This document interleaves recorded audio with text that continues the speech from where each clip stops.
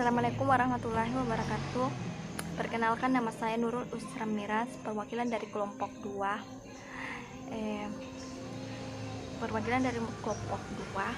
Untuk mengefisienkan waktu, saya mempersilahkan pemateri yang bernama Sajadah untuk membacakan hasil dari kelompok kami yang berjudul Kehidupan Islami Warga Muhammadiyahan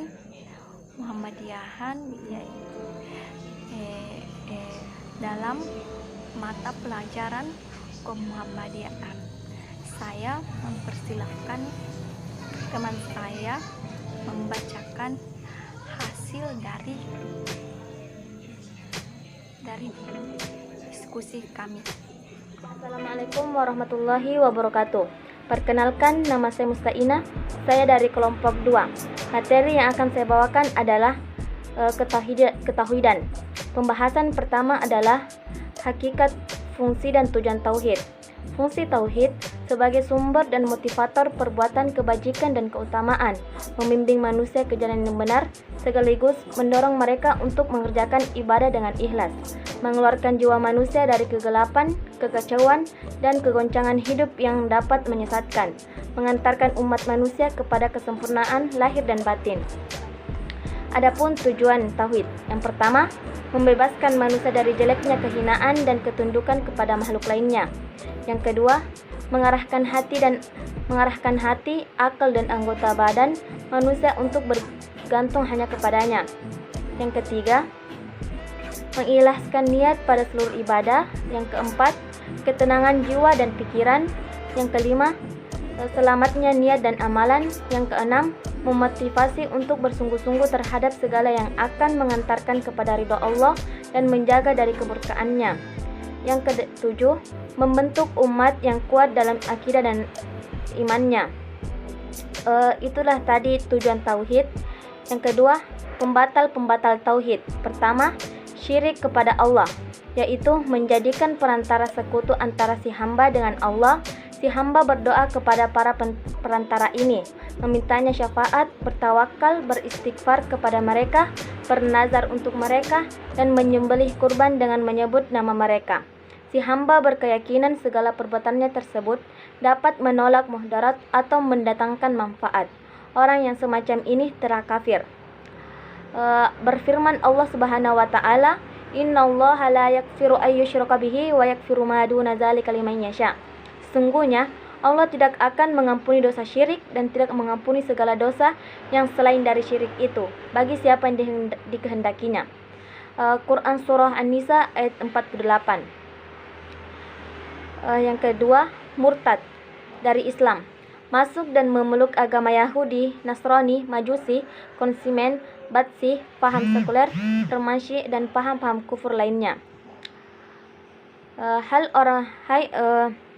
Dalam Quran Surah Al-Maidah ayat 54, hai orang-orang yang beriman, barang siapa di antara kamu yang murtad dari agamanya, maka kelak Allah akan mendatangkan suatu kaum yang akan mencintai mereka dan mereka pun mencintainya, dan bersikap lemah lembut terhadap orang yang mukmin, yang bersikap keras terhadap orang-orang kafir, yang berjihad di jalan Allah, dan yang tidak takut kepada celaan orang yang suka mencela. Itulah karunia Allah diberikannya kepada siapa yang dikehendakinya, dan Allah Maha Luas.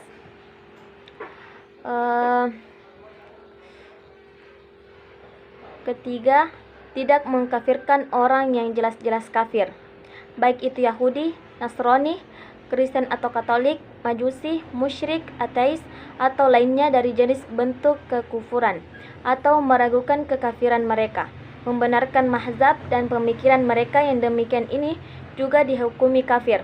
Allah sendiri telah mengkafirkan, namun orang ini menentang dengan mengambil sikap yang berlawanan dengan ketentuan Allah dan Rasul-Nya.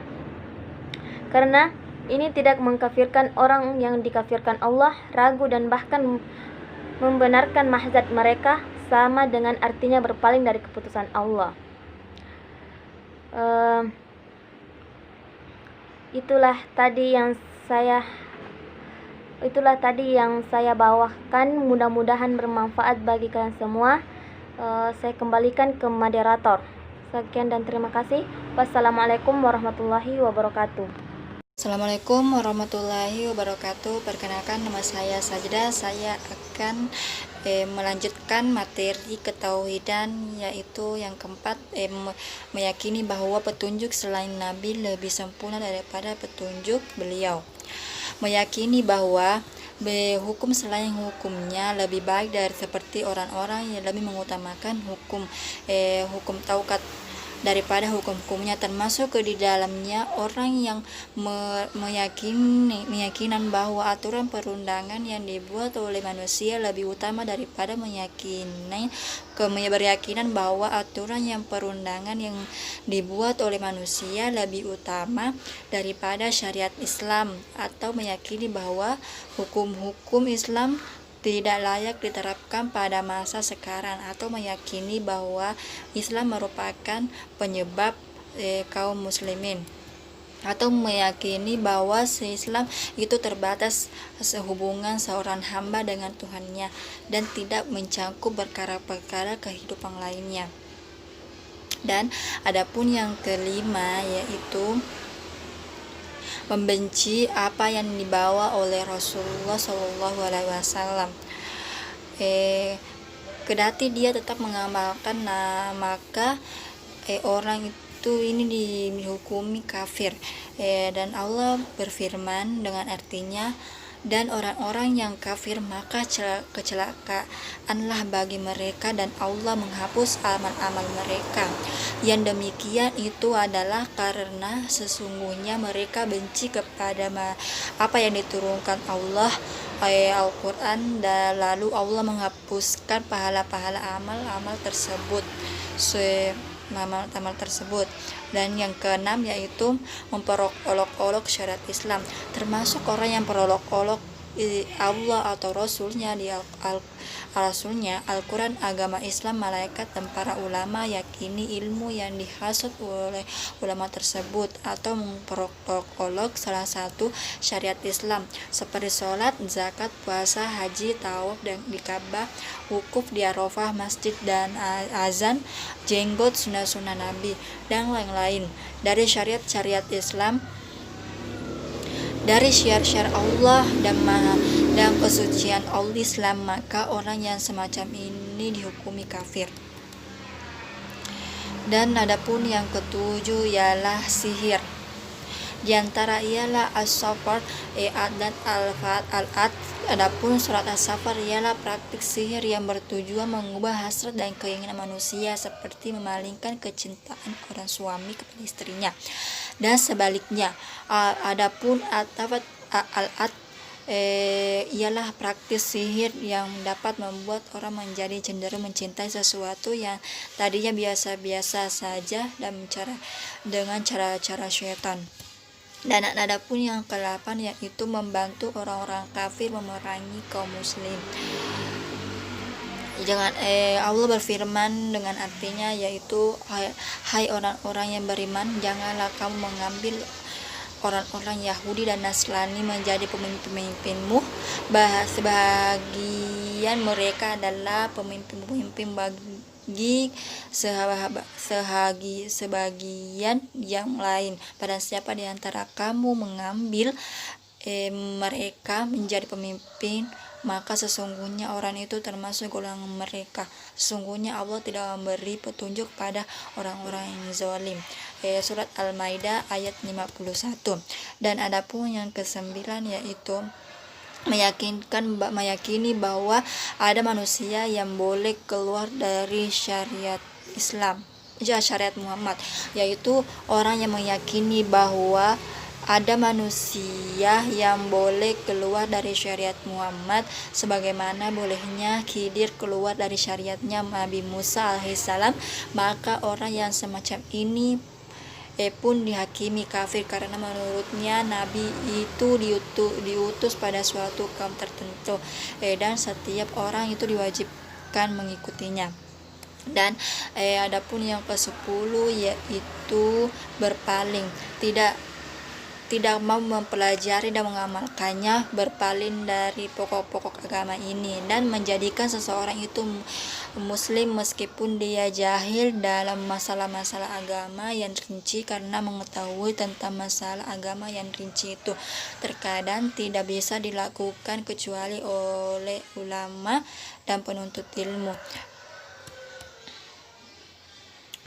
Dan adapun Allah berfirman di surat Al-Ahqaf ayat 3, yaitu yang berarti kami tidak menciptakan langit dan bumi dan apa yang ada di antara keduanya melainkan dengan tujuan yang benar dan di dalam waktu yang ditentukan, dan orang-orang yang kafir berpaling dari apa yang diperintahkan kepada mereka.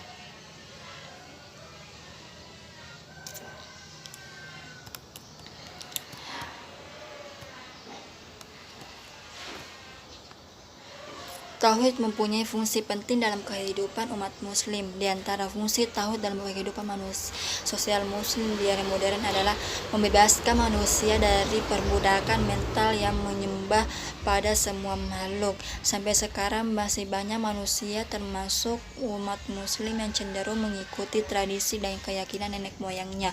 Tidak hanya itu, mereka banyak yang menyerah dan tunduk begitu saja pada pemimpin mereka tanpa daya pikir kritis serta keberanian dan mengkritik. Padahal di Al-Quran telah mengingatkan bahwa orang-orang yang bersikap kritis terhadap para pemimpin mereka akan kecewa dan mengeluh di hari akhir.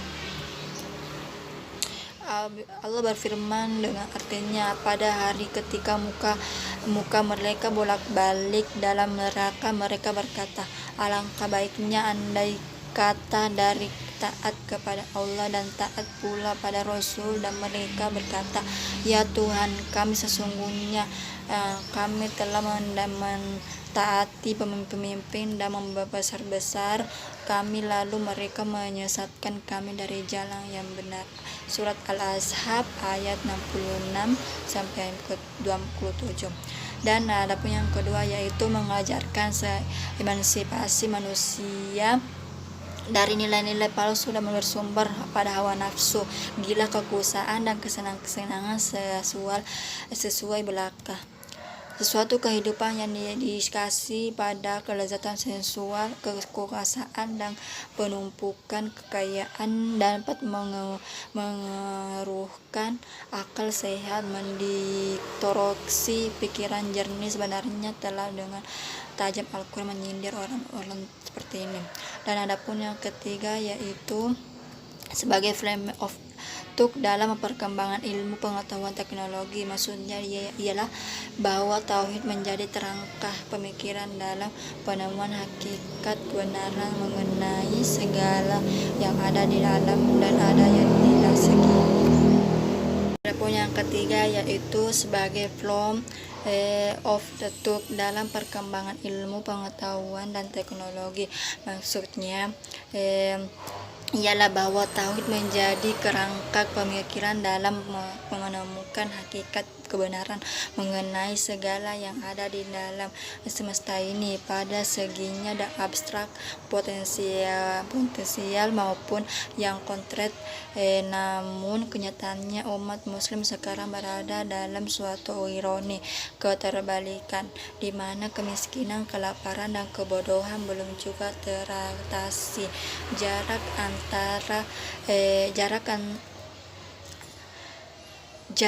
antara si kaya dengan si miskin semakin tajam, dan keadilan dan kejujuran semakin langka, serta kebenaran semakin mudah direkayasa di tengah-tengah perkembangan ilmu pengetahuan dan teknologi. Pada tujuan ilmu pengetahuan dan teknologi justru demi upaya pembahasan dan memudahkan manusia, umat muslim khususnya dalam menghadapi dan menyelesaikan masalah hidup mereka. Adapun yang keempat yaitu menjadikan Islam tumbuh sebagai kekuatan peradaban dunia. Apabila tauhid direlasikan dengan ilmu pengetahuan, maka dapat menjadikan Islam tumbuh sebagai kekuatan peradaban dunia dan mampu menjembatani wilayah-wilayah peradaban lokal menjadi peradaban medial, karena tauhid merupakan paradigma dan metode ilmiah dalam seluruh wilayah ilmu pengetahuan umat Islam. Dan adapun yang kelima, yaitu sebagai pondasi keimanan yang juga menjamin kebahagiaan dan kesejahteraan hidup seluruh umat manusia ketika seluruh ajaran-ajarannya dilaksanakan secara konsisten dengan menjadikan tauhid sebagai pegangan dalam hidup serta merealisasikan perintah yang ada, maka terwujud suatu kebahagiaan serta kedamaian hidup yang tak terhingga, karena telah direncanakan dalam bahwa tidak ada yang memiliki kekuatan maupun kekuasaan selain ilahi Robbi. Dan adapun yang keenam, yaitu mengajarkan kepada umat Islam upaya menjadikan Allah Subhanahu wa Ta'ala sebagai pusat kesadaran intelektual mereka, dengan kata lain bahwa semua aktivitas yang dilakukan maupun yang dikerjakan yang terjadi merupakan atas kehendak Allah Subhanahu wa Ta'ala. Semua itu telah diatur dengan sempurna olehnya, karena Dialah pemilik seluruh isi alam ini.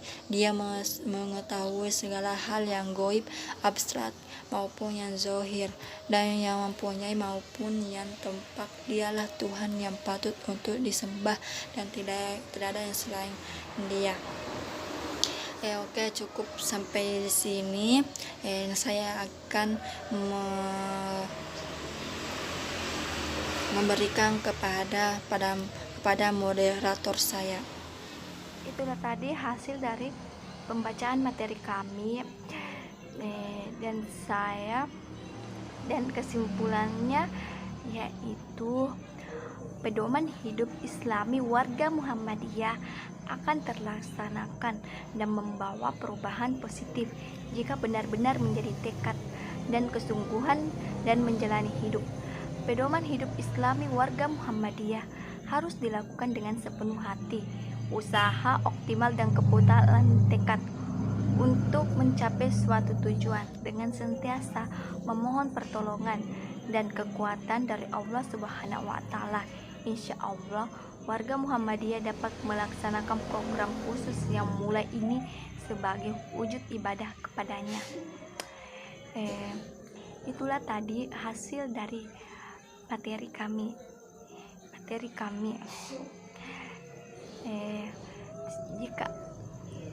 Sekian dan terima kasih. Assalamualaikum warahmatullahi wabarakatuh.